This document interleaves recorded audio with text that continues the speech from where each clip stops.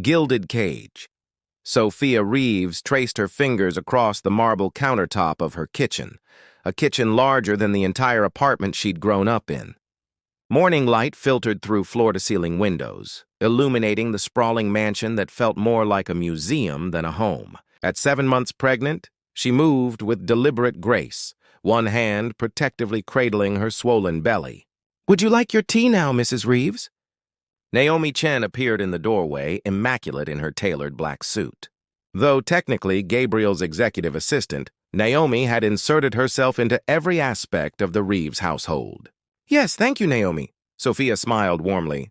Despite her husband's warnings to maintain professional distance with staff, she couldn't help but seek connection in this isolated world of wealth. Naomi nodded curtly, her slender fingers preparing the delicate porcelain cup. At 32, she was only 5 years older than Sophia, but carried herself with the hardened efficiency of someone who had fought for every opportunity. Behind her perfect composure simmered resentment that had been building for years. "Gabriel mentioned he'll be late again tonight," Naomi said, setting down the steaming cup. "Another merger meeting," Sophia's smile faltered. "Of course. The company always comes first." What Naomi didn't say was how Gabriel had confided in her last night, his breath warm against her ear as they worked late in his office. How he'd complained about Sophia's neediness during pregnancy. How his hand had lingered on Naomi's shoulder. 7 years of devotion to Gabriel Reeves, organizing his life, anticipating his needs, loving him silently, and still she remained invisible beside the glowing beacon of Sophia. "Will you need anything else?" Naomi asked, watching as Sophia sipped the tea. "No, this is perfect. Perfect." Everything about Sophia was perfect. Her honey blonde hair, her compassionate blue eyes, her privileged upbringing. The daughter of a renowned surgeon who had married into even greater wealth. She hadn't earned any of it. "Actually, Naomi," Sophia called as she turned to leave, "would you join me for a moment? I've barely seen another adult all week." Naomi hesitated before taking a seat across from her. "I really shouldn't.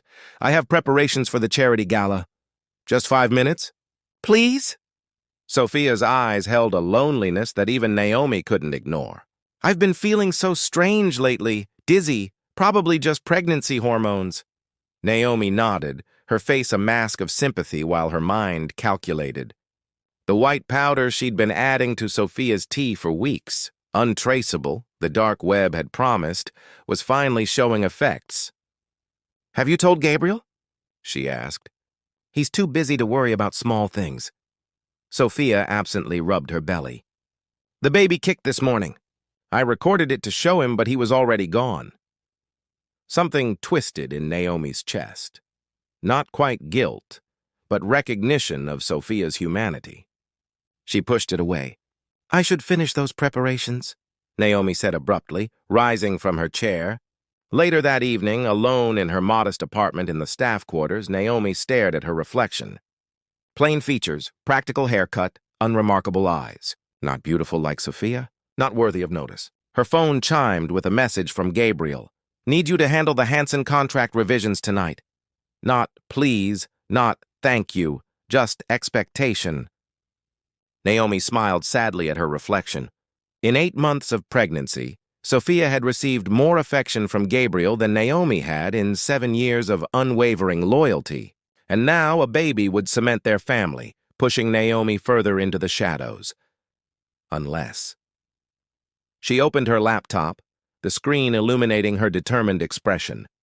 The dosage needed adjustment. This time she would ensure the job was done properly. By tomorrow evening there would be tragedy in the Reeves mansion, and Naomi would be there to comfort the grieving husband. What she didn't anticipate was how tenaciously life could cling to existence, or how the consequences of her actions would echo through the years to come. Echoes of life.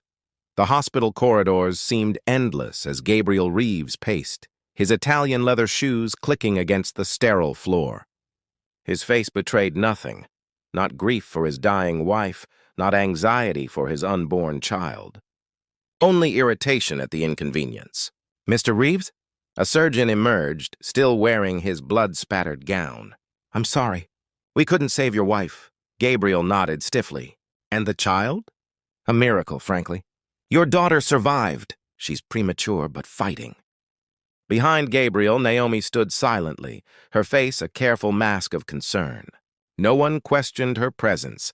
As Gabriel's executive assistant, she handled everything in his life, including now his grief. What happened to my wife? Gabriel asked. The doctor hesitated. We're not certain. There were unusual toxins in her system. We've ordered more tests. Naomi's fingers tightened around her tablet. Mr. Reeves has been through enough tonight, doctor. Perhaps the specifics can wait. Of course. The doctor retreated, unaware of the calculating gaze following him. 3 days later, Sophia Reeves was buried in a private ceremony. Gabriel delivered a brief, emotionless eulogy. Naomi arranged everything: the white lilies, the tasteful announcements, the closed casket. She also arranged for the toxicology reports to disappear, replaced with findings of a rare pregnancy complication. By the time little Lily Reeves came home from the hospital weeks later, Naomi had already established herself as indispensable. She hired the nannies, organized the nursery, and slowly, methodically positioned herself closer to Gabriel. She looks nothing like you, Naomi observed one evening as they worked late in his study. Lily was 6 months old, sleeping upstairs with her third nanny in as many months. Gabriel glanced up from his documents. She's all Sophia. Sometimes I can barely look at her.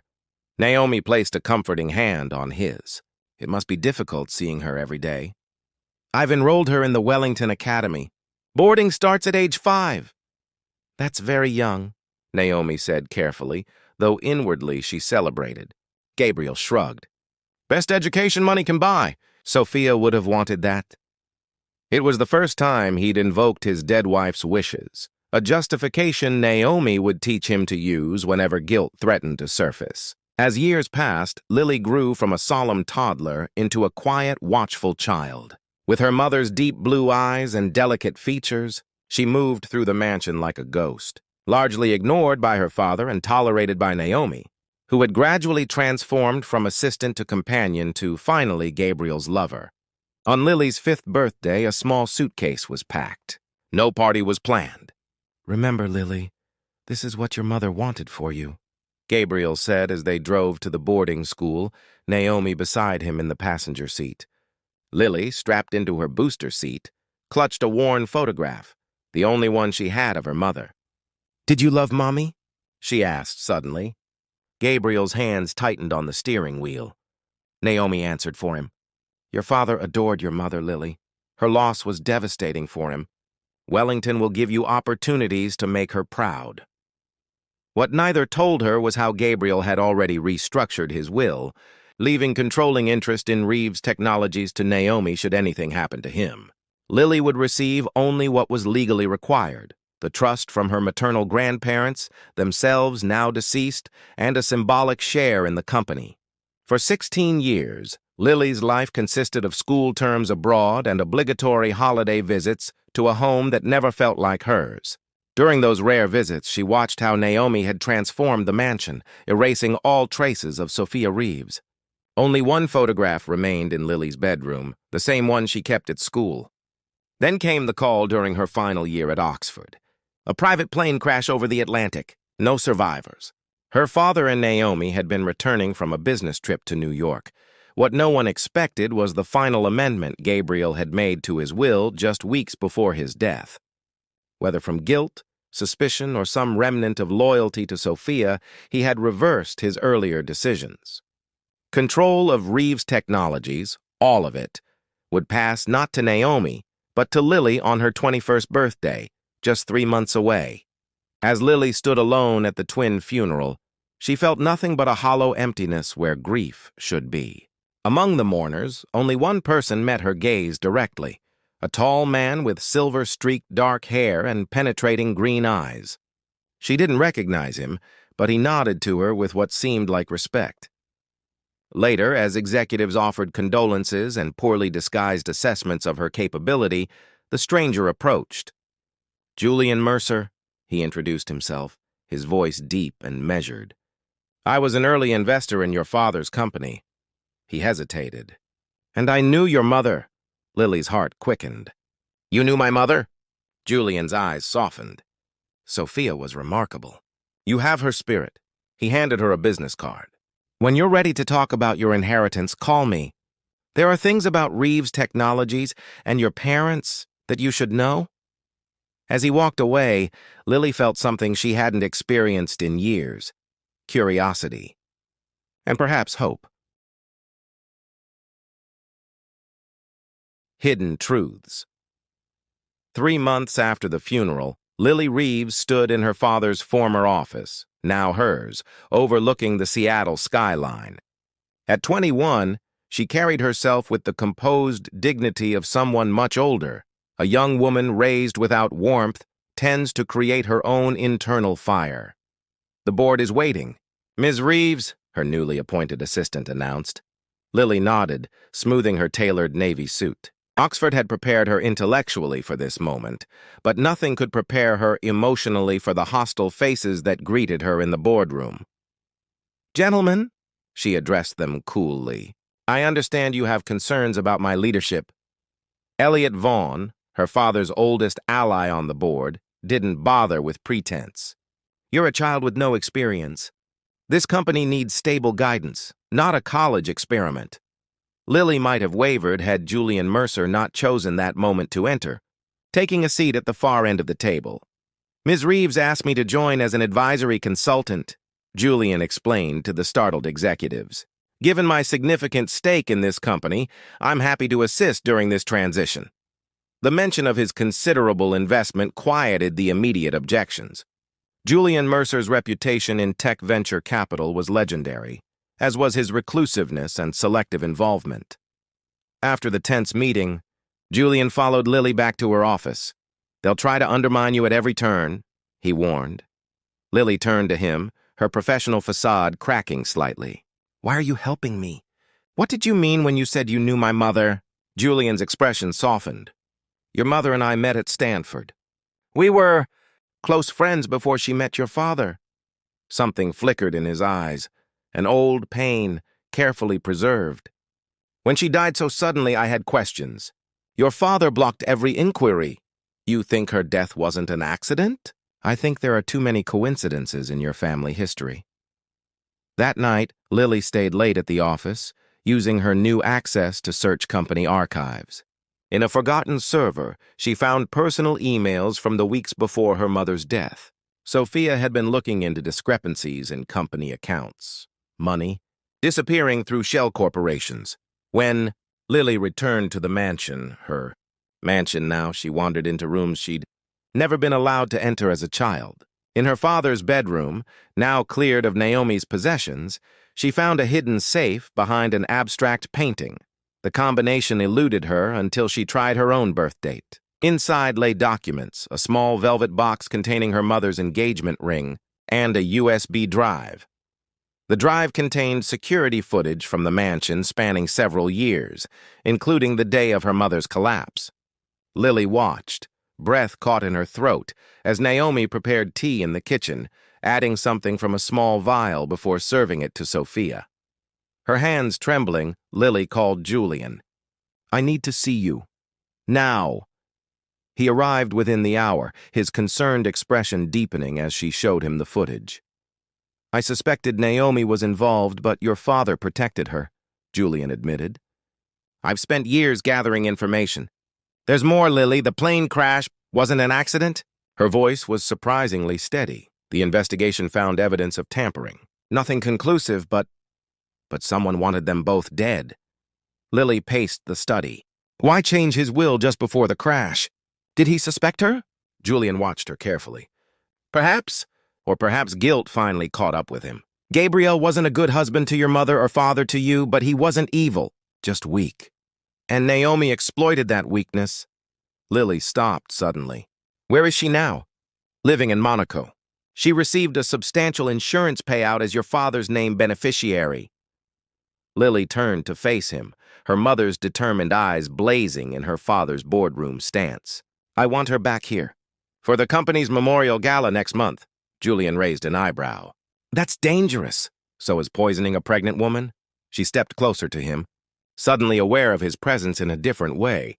His broad shoulders, the subtle cologne, the intelligence behind his green eyes. At 45, Julian Mercer radiated a confidence and depth she found magnetic. "Why did you really help me?" she asked softly. Julian hesitated. "I promised myself I would protect Sophia's daughter.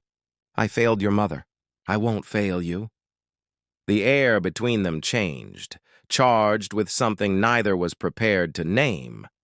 "What exactly was your relationship with my mother?" Lily asked. "We were engaged briefly, before your father swept in with promises of a bigger future."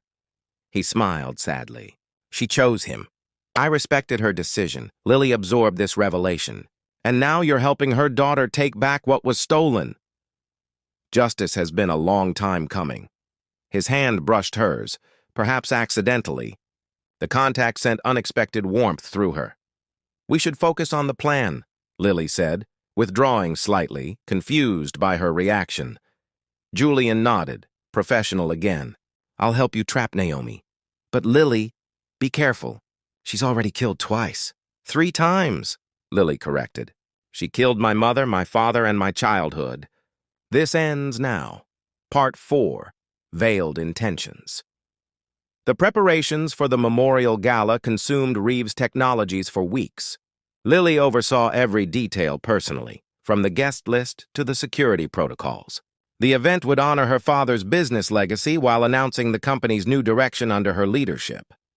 Naomi Chen confirmed her attendance. Julian reported during one of their evening strategy sessions in her office. "She can't resist the opportunity to assess your threat level." Lily nodded, studying the building blueprints spread across her desk. "The security team will be briefed tomorrow. We'll have people watching her every moment." Julian moved beside her, close enough that she could feel his warmth. "You've thought of everything except your own safety." "I'm not afraid of her. You should be." His hand covered hers on the blueprint. "Naomi is cornered now. That makes her dangerous." The touch sent electricity through her arm. Lily met his gaze, suddenly aware of how their late-night planning sessions had evolved from strictly professional to something more intimate. The age gap between them seemed irrelevant compared to their shared purpose, and the undeniable attraction simmering beneath their interactions. "Why did you never marry?" she asked abruptly. "After my mother." Julian withdrew his hand, surprised by the personal question. "I focused on building my investment portfolio. Relationships seemed complicated. And now?" His green eyes darkened. "Now I'm involved in something I never anticipated." The tension between them hung in the air, neither willing to acknowledge it further. There was too much at stake. As the gala approached, Lily spent hours with investigators and lawyers, building an airtight case against Naomi. The security footage was damning, but not conclusive for a criminal conviction. They needed more. The breakthrough came from an unexpected source. Reeves Technologies' longtime chauffeur, who revealed he had driven Naomi to a specific pharmacy repeatedly in the weeks before Sophia's death.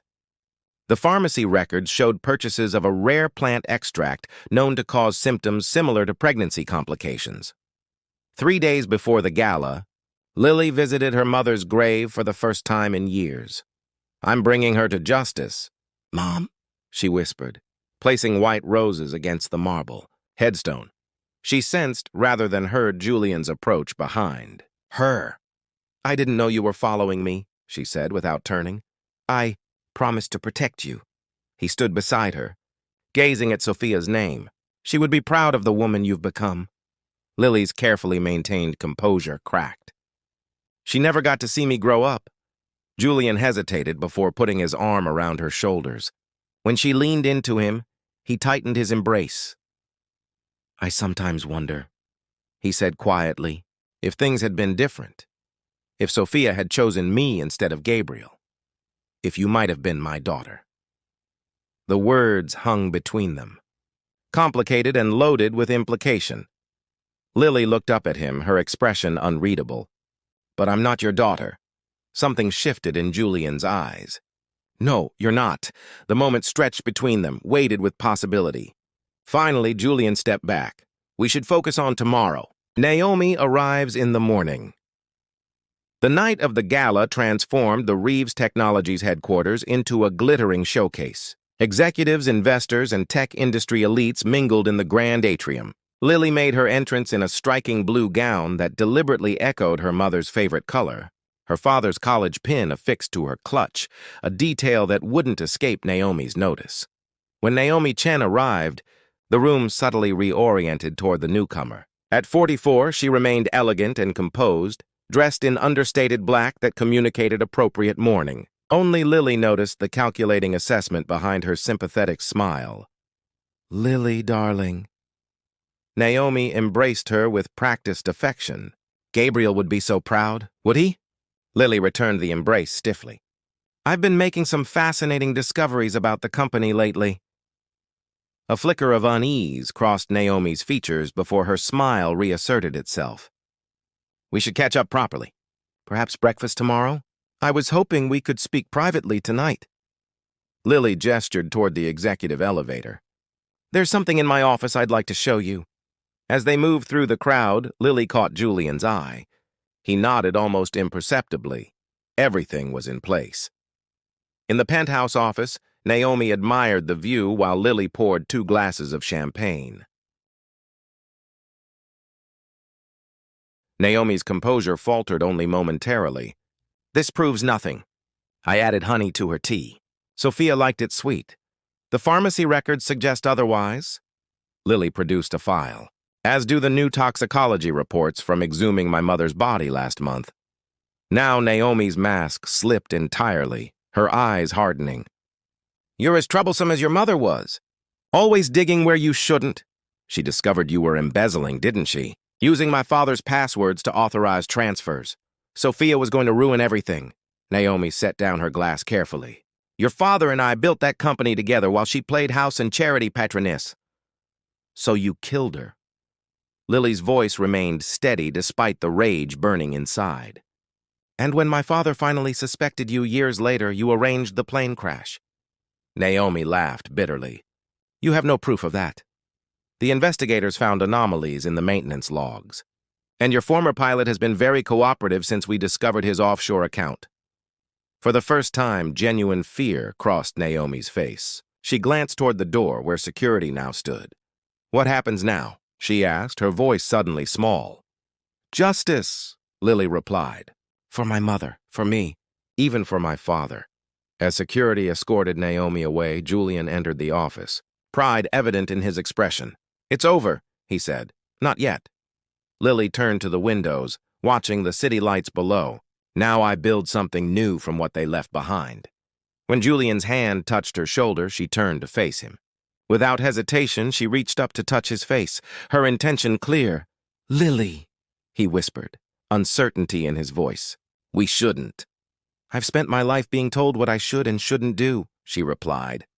"Tonight, I choose." Their lips met in a kiss that acknowledged the complicated path that had brought them together. Grief, justice, and now something like redemption. Part 5. Blooming from Ashes. The trial of Naomi Chen dominated headlines for months. Corporate espionage, embezzlement, 2 counts of murder. The prosecutor called it a Shakespearean tragedy in the tech world. Through it all, Lily Reeves maintained a dignified silence, in public while revolutionizing her company in private. The day of the verdict, guilty, on all counts. Lily stood alone in the courtroom, as the former maid who had nearly destroyed her family was led away in handcuffs. Outside, reporters clamored for a statement. "Justice doesn't restore what was taken," Lily told the microphones thrust toward her, "but it allows us to build something new." That evening, she found Julian waiting in her office. A bottle of champagne properly chilled. "To closure," he proposed, filling 2 glasses. Lily accepted hers, but didn't drink immediately. "Is that what we have now?" "Closure?" Julian studied her over his glass. In the 6 months since the gala, their relationship had evolved into something neither had dared to define. Their age difference, 24 years, remained a silent complication between them, as did the ghost of her mother.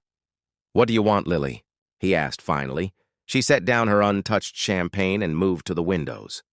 "I want to stop looking backward." The company reorganization is complete. The justice system has done its work. She turned to face him. I want to know if there's a future for us that isn't shaped by the past. Julian crossed to her, setting his own glass aside. I've asked myself that same question. Whether my feelings for you are entangled with memories of Sophia, and you're nothing like your mother, he said simply. You're stronger. Clearer in your purpose. Sophia was gentle, sometimes to a fault. You have her compassion, but temper it with something entirely your own. Lily searched his face. That doesn't answer my question. I love you, Julian said, the words finally spoken aloud. Not as an echo of the past, not as someone to protect. I love the woman you are now. She stepped into his embrace, her decision made months ago but only now given voice. Then stop treating me like I might break. I've survived worse than falling in love with you. Their kiss deepened with new certainty. Later, in the sanctuary of her bedroom, their bodies found the language that words had circled around. Julian's hands traced her with reverence. Lily's exploration was both innocent and determined. They moved together with increasing urgency until release washed over them in waves, leaving them breathless and intertwined. I never expected this, Julian confessed afterward, his fingers tracing patterns on her bare shoulder. When I began investigating your mother's death years ago, I was driven by old regrets. And now? Lily propped herself up to see his face in the dim light. Now I'm thinking about tomorrow, and all the tomorrows after. 1 year later, Reeves Technologies had been reborn as Aurora Innovations, named for the dawn Lily envisioned. The company had pivoted toward medical technology, developing advanced detection systems for toxins and poisons in hospital settings. Julian had stepped back from his investment firm to join Lily's executive team, their personal relationship now public knowledge. Though some whispered about the age gap, most who saw them together recognized the genuine partnership they had formed, equals despite the years between them. On the 5th anniversary of her inheritance, Lily opened a new building on the company campus, the Sophia Reeves Women's Health Research Center. My mother never got to fulfill her potential, Lily told the gathered crowd. This center ensures other women won't lose their chances. In the front row, Julian watched her with undisguised pride. Beside him sat Dr. Elena Mercer, his sister and newly appointed research director. The diamond ring on Lily's left hand caught the sunlight as she gestured, announcing research grants and fellowship opportunities. After the ceremony, Lily found a moment alone with Julian in the rooftop garden that crowned the new building. My mother would have loved this view, she said, leaning against the railing. Julian wrapped his arms around her from behind. She would have loved who you've become even more. Lily turned in his embrace. I've been thinking about family lately. Have you? His expression grew careful, hopeful. She took his hand and placed it on her abdomen. I'm pregnant. Joy transformed his features, followed quickly by concern. Are you sure you're ready? With your history. That's exactly why I'm ready, Lily said firmly. This child will know love from the beginning. Both parents. No secrets, no poison, no schemes. She kissed him softly. Just truth and hope. As Julian pulled her close, the Seattle skyline spread before them, the view both an ending and a beginning. From tragedy had come justice. From justice, healing. From healing, love. The legacy Lily now created would be entirely her own. Born not from revenge, but from resilience. To the future. Julian whispered against her hair. Lily smiled, her hand protectively over their growing child. To our future. In the garden below, white roses bloomed around a small plaque bearing Sophia's name. Not a memorial to what was lost, but a testament to what had been reclaimed. Life continuing. Love reborn. A family at last made whole.